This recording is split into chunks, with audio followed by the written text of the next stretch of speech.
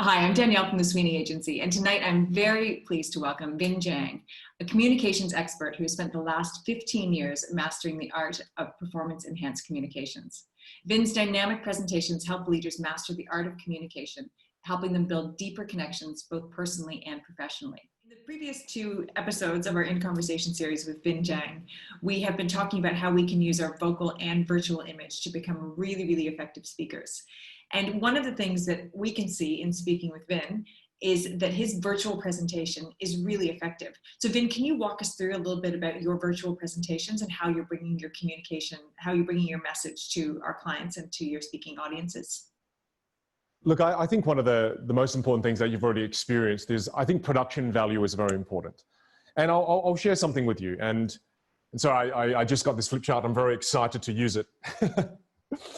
But you see, this is my belief for thought leaders and trainers moving forward in the world that we live in now. And it's that when you look at the value that you have to offer, and this applies to your leaders as well as it does for us as being thought leaders, is that this first circle represents the value that you have to offer, or even the expertise that you have to offer, the solutions you have to offer. And this second circle, what that represents is the communication skills. And this third circle, what that represents is production value.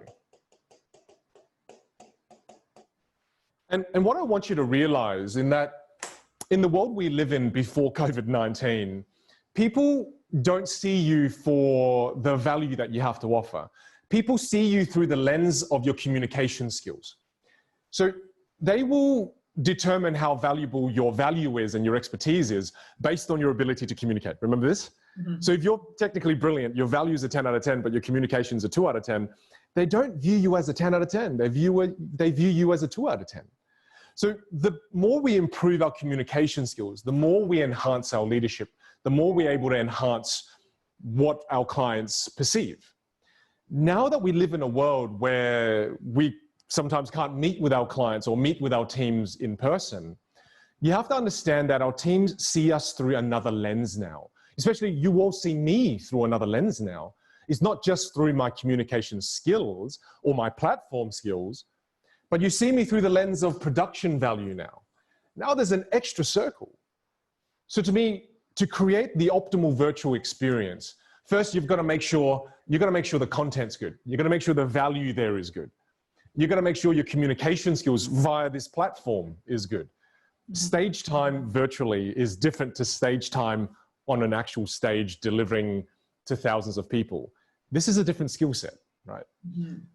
So ensure the value's there, ensure the platform skills are there, but then to me also ensure production value is at its highest, because that's going to have an impact on how people perceive the information you're sharing.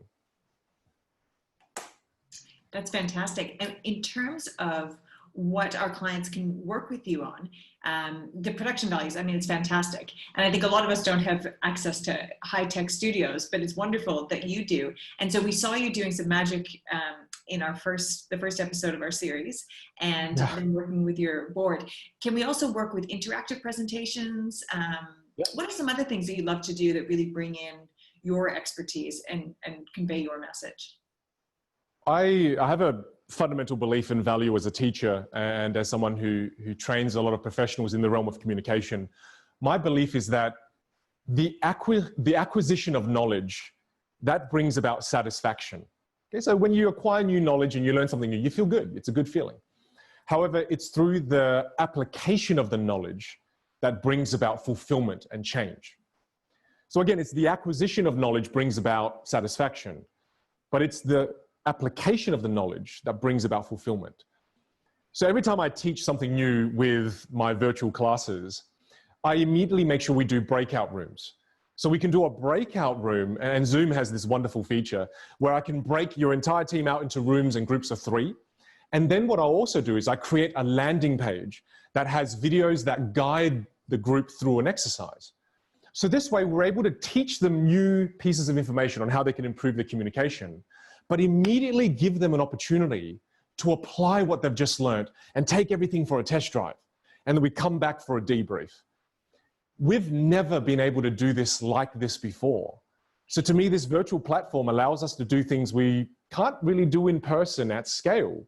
But here we can. That's really powerful. I mean, what a fantastic way to get on-the-spot feedback and an on-the-spot connection, where previously it would be much harder when you're speaking in front of a few hundred or a few thousand people.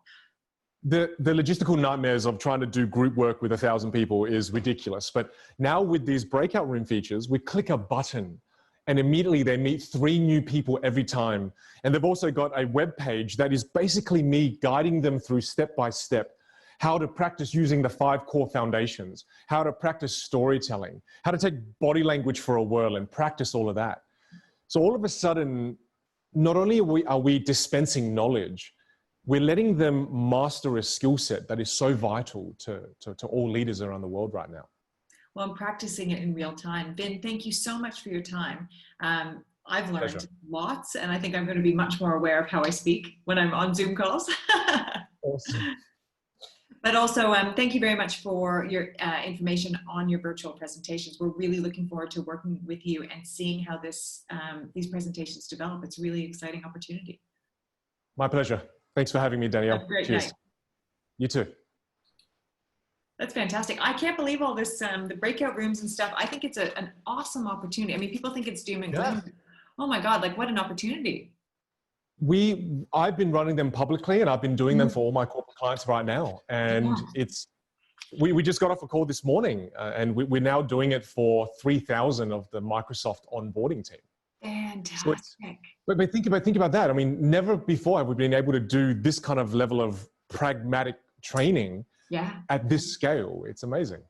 Well, and I mean, one of the things that we notice so much, and this is why we asked this question, is that the ability for the audiences to connect with you in a way that's so much more personal than they could, no matter how dynamic your live presentation is, they can connect with you in a very different way. And we're really we're seeing it, but we're also on the inside. So we're really trying to communicate that. So that was a super example of that. Thank you. And I'm so glad that, you and the Bureau and Derek, you're really pushing this because it's the blue ocean market right now. Yeah. You know the book Blue Ocean? Yeah. This is what it is. The favorite. Yeah. Yep.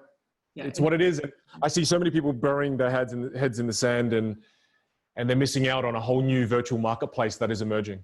Yeah, absolutely. And we've noticed that there's a real difference as well with, speakers who are fantastic on stage, but when it comes to being on camera, it's a really, really unsettling experience for them. And all of a sudden, all of that magic disappears. So it's really, it's become really interesting to see. And sometimes they're not the obvious people.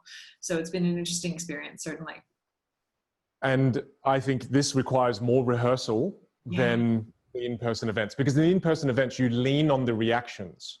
Yes. Whereas this, you have to lean on your rehearsal because there are no reactions. Mm-hmm.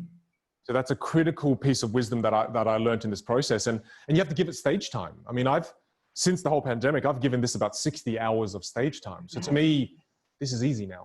Like it's become much easier. It doesn't feel as unnatural.